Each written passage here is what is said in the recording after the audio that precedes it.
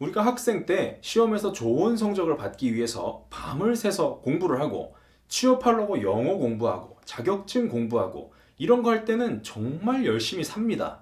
누구한테나 이렇게 미친 듯 살 때가 한 번쯤은 있어요. 그래서 어떻게 해야 인생의 변화가 오는지 자신마다의 감이 다 있습니다. 근데 문제는요, 죽도록 열심히 해서 성공, 성과, 합격했어요. 근데 그 한 번으로 끝나서 앞으로 탄탄대로가 쫙 보장이 되는 것이 아니라 그 이후에 더 큰, 게다가 연속된 문제가 있다는 겁니다. 예를 들어서 작년 영업 실적이 너무 안 좋았어요. 그래서 올해에는 이걸 어떻게든 내가 개선을 해야 되는 상황입니다. 아니면 건강이 너무 안 좋아져서요. 이번 해에는 저번 해랑은 다르게 완전히 삶이 뒤집혀야 돼요. 근데 이게 쉽게 되지는 않는다는 거죠. 한 번, 두 번 성취했던 경험이 있더라도 그걸 다시 하기엔 엄두가 나지가 않는다는 겁니다. 근데 어떤 사람들을 보면요. 맨날 봐도 맨날 잘하는 것 같아요. 그냥 계속 성공하고 성과도 매일 있고요. 나는 뭐 하나 하기도 벅차가지고요. 스트레스가 뭘 하면 머리 끝까지 올라오는데 그냥 누구는 하면 된다는 말이죠.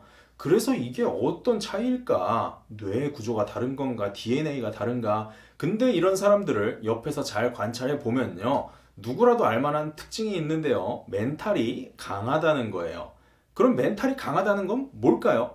이게 요즘은 이상하게 왜곡이 돼가지고요. 남들 앞에서 뭐 할 말, 못할 말 이런 거 다 하고요. 자기 인생만 산다. 이런 사람 보고 멘탈이 좋다고 표현을 하는데 제가 본 진짜 센 사람 아니면 부자들은요. 전혀 그렇지가 않다는 겁니다. 이건 내가 정말 배울만 하다. 이렇게 생각한 세 가지가 있는데요. 첫 번째는요. 감정에 사사롭게 반응을 하지 않는다는 거예요. 멘탈이 좀 약한 사람들의 공통점은 그때그때 말이 다르다는 겁니다. 기분이 좋고요. 일이 잘 풀릴 때. 이럴 때 이런 분들을 만나면요. 밥도 막 좋은 거 사줘요. 그리고 너가 도움이 많이 되었다. 너가 잘 되는 게 나도 잘 되는 거다. 이런 말들을 합니다. 정말 세상에 이런 사람이 군자다. 이렇게 불리는 거구나. 그렇게 느낄 정도로 정말 잘해줍니다. 근데 조금만 힘들어지면요. 완전히 사람이 바뀌어서요. 야, 너가 그때 말한 거는 틀린 거야. 너 때문에 손해 본 것도 있는데 참았던 거다. 너는 내가 겪는 걸 모른다. 이런 말이 같은 사람 입에서 나오게 되는 겁니다. 반대로 멘탈이 강한 사람들은요. 이 사람이 정말 대단한 사람이구나. 이렇게 느낄 수 있는 건 솔직히 별로 없었습니다. 근데요, 한 5년 전에 봤을 때랑 지금 봤을 때랑 좀 얼굴이 늙은 건 있죠. 근데 크게 달라진 거 없이 묻어난 그런 게 있어요.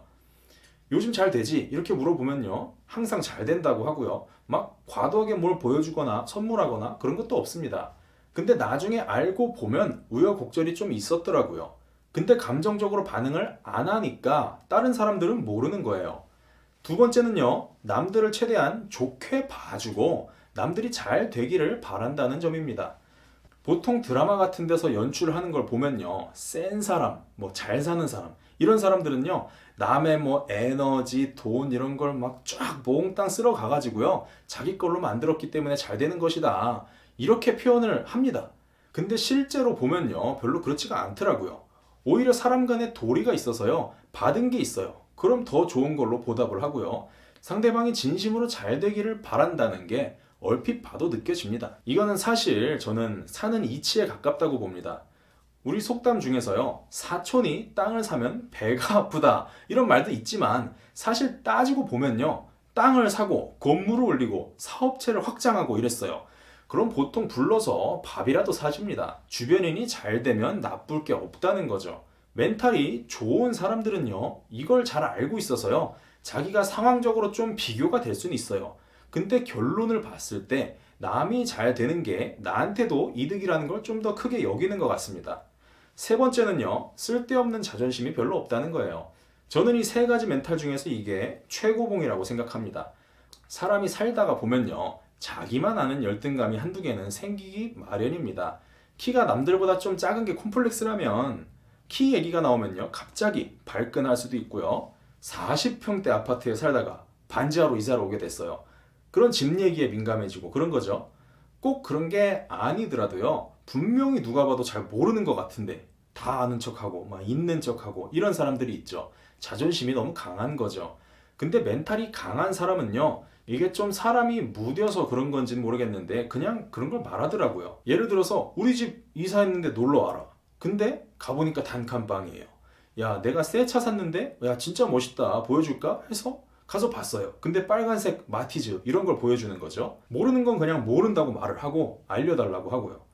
결국에 멘탈이라는 건 내가 사는 환경이나 조건, 배움 이런 거하고 연결되는 게 아니라 나 자신이 얼마나 당당하고 솔직한가 그거라는 거죠. 그래서 나도 저렇게 되고 싶다. 어떻게 하면 멘탈이 강해질까 계속 생각을 하게 됐습니다. 제가 무슨 네이비실이나 현역, UDT, 군인 이런 강철 멘탈은 아니지만 일상을 살면서 얻은 경험을 공유를 해보자면요. 그건 멘탈은 마음가짐이나 타고난 거 이런 거에서 오는 것도 물론 있지만 그것 못지않게 많은 부분이 몸에서 온다는 거예요. 예를 들어서요, 우리가 재래식 변기, 그 바닥에 붙어서 이게 뚫려 있는 변기 있잖아요. 그거에서 올라오는 악취를 맡고 기분이 좋기는 정말 어렵습니다. 어쩔 수 없이 내가 더러운 화장실을 쓰게 됐어요. 그러면 기분이 안 좋으니까 빨리 해결하고 나오려고 하잖아요. 만약에 그런 상황에 계속 노출이 되면요, 멘탈이 아무리 좋아도 영향을 받을 수밖에 없게 됩니다. 그래서 눈에 보이는 더러운 거, 더러운 냄새, 뭐 어떤 시끄러운 소음 이런 거에 노출되지 않는 기간을 많이 늘려야 됩니다. 이것과 관련해서요, 스웨덴 우메아 대학교의 스티븐 노르딘 연구진의 연구 결과를 보면요, 환경적 악취에 대한 노출과 정신건강 증상 사이의 관계를 조사했을 때, 그러니까 악취를 계속 맡는 것과 정신건강의 연관성입니다. 그 연구 결과 높은 수준의 악취에 노출된 개인은 더 높은 수준의 심리적 고통과 신체 증상을 나타낼 수 있다고 밝혔습니다. 지속적으로 스트레스 환경에 노출이 되면요, 우리가 흔히 말하는 노이로제 걸릴 것 같다 이런 상태가 될 수가 있기 때문에 우리가 있는 환경을 잘 조절하는 것이 굉장히 중요합니다. 그래서 저는 편안한 상태가 필요할 때는요, 라벤더 오일을 사용해서요, 좋은 향을 만들고요, 이어 플러그를 한 10분 정도 끼고 있습니다. 개인적으로 많이 도움이 되는 편입니다. 또 한 가지는요, 너무 당연한 이야기지만 운동을 하는 거예요. 저번 영상에서도 한번 말씀드린 적이 있지만 운동을 할 때 나오는 BDNF는요, 스트레스를 줄여주고요, 뉴런의 움직임에 도움을 줘서요, 우리가 긍정적인 생각을 할 때 쓰이는 뇌의 기능을 올려줍니다. 그것뿐만 아니라 운동을 해서요, 체력이 충분해요. 그러면 큰 일에도 덜 민감하게 반응을 하게 되고요, 평소에 운동량이 거의 없는 분이라면 하루에 20분 정도만 걷기 운동을 해도요, 평소보다 에너지를 많이 쓰게 되기 때문에 잠도 잘 오게 됩니다. 그러면 일상의 사이클이 원래대로 돌아오게 되고요, 자연스럽게 정신적인 건강도 함께 올라갈 수가 있게 됩니다. 마틴 루터 킹도 이런 말을 했습니다. 우리는 두려움의 홍수에 버티기 위해서 끊임없이 용기에 둑을 쌓아야 한다.